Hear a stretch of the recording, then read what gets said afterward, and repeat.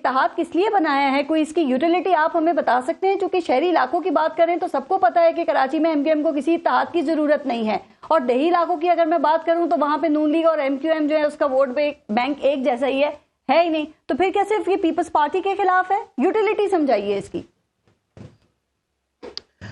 आउज़ु बिल्लाहि मिनश शैतानिर रजीम, बिस्मिल्लाहिर्रहमानिर्रहीम। बहुत शुक्रिया पारस साहिबा, आपको और आपके व्यूवर्स को और मेहमानों को अस्सलाम वालेकुम। देखिए, नासिर शाह साहब ने गुगली फेंकी है मेरी तरफ, लेकिन मैं उसको जो है वो पास ऑन कर दूंगा। दूसरा ये कि जहाँ तक अभी बात की आपने इत्तेहाद की, देखें अभी हमारा वफ्द गया था डॉक्टर खालिद मकबूल सिद्दीकी साहब की सरबराही में नवाज शरीफ साहब से मिलने के लिए, इतने अरसे के बाद आए। और इसी पीडीएम की जब कोalition गवर्नमेंट थी 16 माह, तो एमक्यूएम उसमें एक बड़ी अहम इत्तेहादी थी 7 वोटों की वजह से।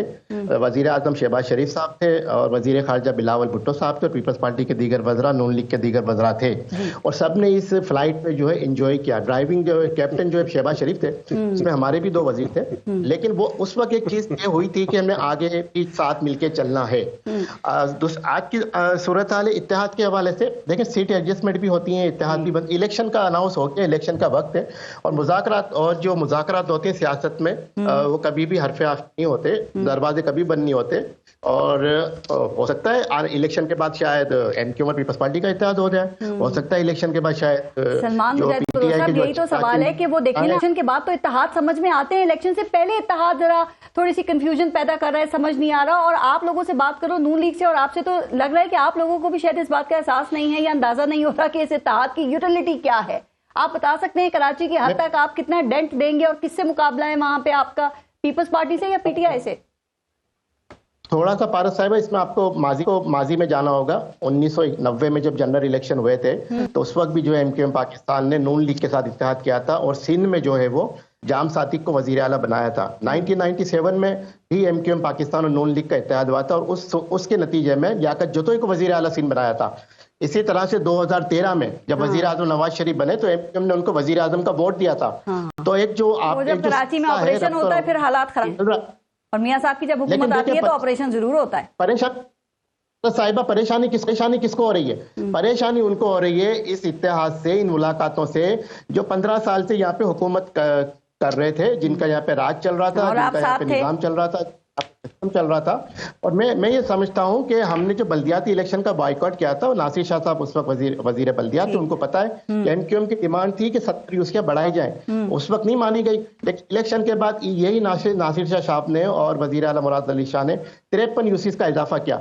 अब जो इसकी यूटिलिटी होगी वो इंशाल्लाह ताला सिंध के बेहतर मफाद में, कराची के बेहतर मफाद में, आने वाले दिनों में अवाम के लिए बेहतरी के लिए इत्तेहाद किया जा रहा है। अच्छा। और अभी तो इसकी जो है वो क्या कहते हैं, सर आप बार-बार अवाम की बेहतरी की बात ये बताइए कि नून लीग और एमक्यूएम ने मिलकर जो कराची के मसाइल को हल करने के लिए चार्टर पे काम करना शुरू किया है, वो कब तक मुकम्मल हो जाएगा और क्या गारंटी है कि उस पर अमल दरामद भी होगा? क्योंकि 2018 में पाकिस्तान तहरीक इंसाफ के साथ भी तो आप बैठे थे ना कराची के मसाइल को हल करने के लिए, और फिर हुआ यूं, सलमान मुजाहिद बलोच साहब के एमक्यूएम हुकूमत से बाहर निकल आई और कराची के मसाइल एज इट इज रहे। नहीं, देखें अभी कमेटीज बन गई हैं इसके ऊपर और दोनों कमेटीज के नाम भी सामने आ जाएंगे, फिर उनकी मीटिंग्स भी होगी, मुलाकात भी होगी।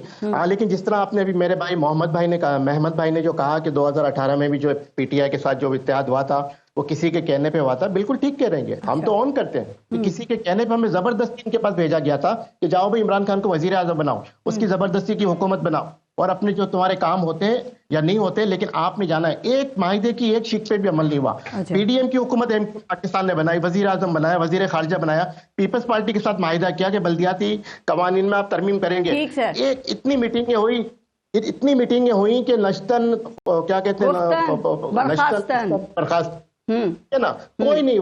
मतलब मैं आपकी बात से ये समझूं मोहम्मद साहब, आपकी बात कि ये गैर फितरी इत्तेहाद है और आपके साथ जबरी इत्तेहाद हुआ था। जी सर, भारत एक जुमला देखिए, पीटीआई की हुकूमत में एमक्यूएम ने 4 काम तो ले लिया ना। एमक्यूएम ने गुजर नाला बनवा लिया, एमक्यूएम ने महमूदाबाद का नाला बनवा लिया, एमक्यूएम ने औरंगा नाला बनवा लिया, एमक्यूएम ने जो ग्रीन बस मंजूर करवाई थी नवाज शरीफ के दौर में उसको चलवा ली, और भी बड़े मंसूबे थे। लेकिन पीपल्स पार्टी के साथ इत्तेहादी कराची के मसाइल हल कर लेने थे। कराची के लिए क्या, उनके साथ भी ज्यादातर टाइम तो आप हुकूमत में ही रहे सर, और अभी भी फिर 3 दहाइयों से कराची के मसाइल का ही रोना रोया जा रहा है, और मसाइल ऐसे हैं बुनियादी कराची के कि पूरे मुल्क को ही ज़बानी याद हो चुके हैं। पारस, आपको भी पता है कि वो हुकूमत किसकी थी असल में? एक जिद्दी आदमी की हुकूमत थी, एक हर धर्म इंसान की हुकूमत थी, जिसने अपनी जात को इत्मीनान देने के लिए, मुतमिन करने के लिए 9 मई करा दिया, इदारों के खिलाफ अपने कारकुनान को खड़ा कर दिया, GHQ पे हमला करवा दिया, जिना हाउस पे हमला करवा दिया, ISI के MI के दफातर पे हमला करवा दिया। उस शख्स से आप क्या तो कर सकते थे?